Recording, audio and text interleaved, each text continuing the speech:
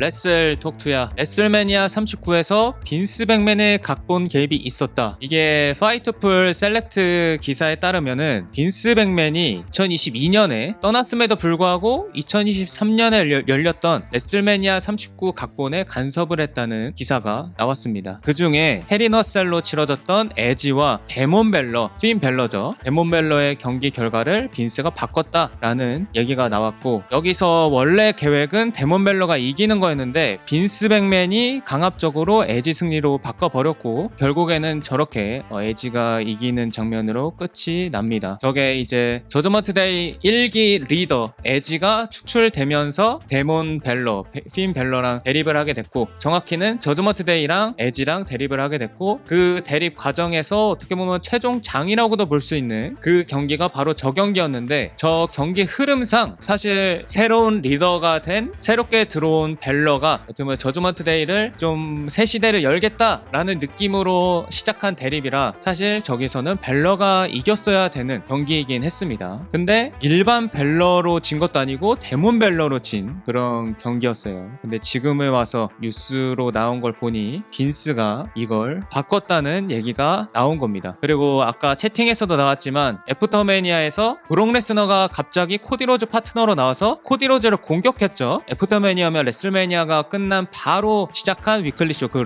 로에서 바로 브록 레스너가 코디 로즈를 공격을 하면서 코디 로즈의 시련이 이제 따따블이 된 거지. 레슬매니아 39에서도 안 그래도 로만한테 져가지고 시련이었는데 바로 그 다음 로에서도 이제 브록 레스너한테 당하면서 이제 시련 플러스 시련이 돼버린, 말이 많았죠. 그때 아마 제가 얘기를 했을 거예요. 우선 레슬매니아 파트 2의 결과는 충격적이었죠. 데몬 벨러의 패배와 코디 로즈 대관식 실패까지. 먼저 데몬 벨러의 패배부터 살펴보면 이건 데몬 기믹의 종말을 알린 결과라고 생각합니다. 만약 벨러의 출혈 부상 이슈로 어쩔 수 없이 엣지의 승리로 끝냈던 거라면 그나마 다행인데, 원래 결과가 엣지의 승리였던 거라면 이건 벨러를 앞으로 제대로 안 쓰겠다는 거죠. 이 대립이 일어난 결정적인 이유는 저지먼트 데이인데, 이 경기에서 전 리더가 이겨버리면 지금의 리더는 뭐가 되는 걸까요? 제가 생각하는 파트타이머 선수의 역할은 자신의 위상을 올리는 것이 아니라 현역 선수들을 위한 젖잘싸 역할을 해줘야 한다고 생각하는데, 현실은 너무 알바 천국이네요. 이제 빈스 백맨까지 돌아왔으니 핀 벨러는 AEW로 갈 때가 온 것 같습니다. 다음은 코디 로즈의 대관식 실패. 이 결과로 좌절하는 팬들이 아주 많았죠. 그리고 이 결과의 화살은 트리플 H에게 가장 먼저 날아갔습니다. 하지만 레슬매니아가 끝나고 새로운 추측들이 쏟아졌죠. 빈스 백맨의 각본 개입설과 코디 로즈의 코디버스 개봉. 뉴스 루머로는 레슬매니아 39에서는 빈스 백맨의 개입이 없었다고 하지만, 현재 회사 인수를 하고 있는 과정에서 과연 빈스 백맨이 WWE의 아이콘을 정하는 경기 결과에 개입을 안 했을까요? 저는 가장 큰 영향력을 미쳤을 거라고 생각합니다. 저때 당시에 에지가 본인이 악마로 나올 것처럼 떡밥을 던졌죠. 그리고 벨러한테 너는 악령을 데리고 와라 이렇게 하면서 사실상 데몬 벨러를 끄집어냈습니다. 그러고 나서 그 다음 주에 벨러가 바로 프로모로 대답을 했죠. 내 악령은 항상 곁에 있다 하면서 그 다음에 레슬매니아 39에서 저렇게 경기를 한 건데, 근데 데몬 벨러가 졌어요. 그러니까 저게 어떤 얘기가 되냐면은 에지가 만든 저저먼트 데이가 더 나은 저저먼트 데이다, 그 꼴이 된 거예요. 어떻게 보면 새롭게 벨러가 저저먼트 데이를 끌어올릴 것이다, 그게 이제 이 대립에서 이제 최종장이 돼야 되는데 결국에는 전 스테이블이 낫다, 이런 결말이 나버린 거죠. 그러니까 저 당시에 제 기억으로는 말이 많았어요. 레슬매니아 39가 빈스가 없는 줄 알았어. 빈스가 2022년에 나갔으니까, 떠났으니까. 근데 뭔가 첫째 날과 둘째 날이 다른 느낌. 그래서 그때 당시에도 루머도 있었고 막 뭐 여러 가지 추측이 있었는데, 그때 빈스 백맨이 개입한 거 아니냐 그런 추측이 있기는 있었죠. 근데 알고 봤더니 그게 진짜였던 거고, 에지도 본인이 패배하기를 원했다, 데몬 벨러가 이건 이겨야 된다라고 얘기를 했다는데, 뭐 사실 저는 솔직히 에지의 잘못은 없는 것 같아요. 뭐 에지는 그냥 원래 빈스 백맨 시대 때 계속 따랐던 선수다 보니까 빈스 백맨이 아무리 떠났어도 빈스 백맨의 말 한마디가 꽤 무서웠을 거다, 그리고 지킬 수밖에 없는 말이었을 거다라고 생각을 하고, 지금까지 나온 얘기로 봐서는 뭐 에지의 잘못도 데몬 벨러의 잘못도 없는 것 같고, 그냥 오로지 빈스 백맨이 자기 마음대로 바꾼 게 잘못이라고 생각을 합니다. 해서 이제 제가 어떻게 보면 팬으로서 이 뉴스를 보고 어떤 기분이 들었는지 좀 얘기를 하자면은, 일단은 빈스 백맨이 마지막까지 똥을 제대로 뿌렸구나 라는 생각이 들었습니다. 사실 1차원적으로 얘기하자면은 바로 욕부터 나오는데, 욕을 할 수 없으니